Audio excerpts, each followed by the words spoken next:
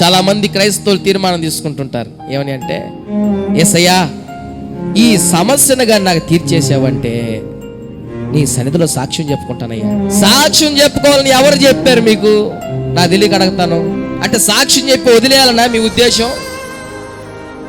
సాక్ష్యం చెప్పి అంతటితోటి చేతులు దులుపుకోవాలన్నా మీ ఉద్దేశం? అది కాదు యేసయ్య కోరేది.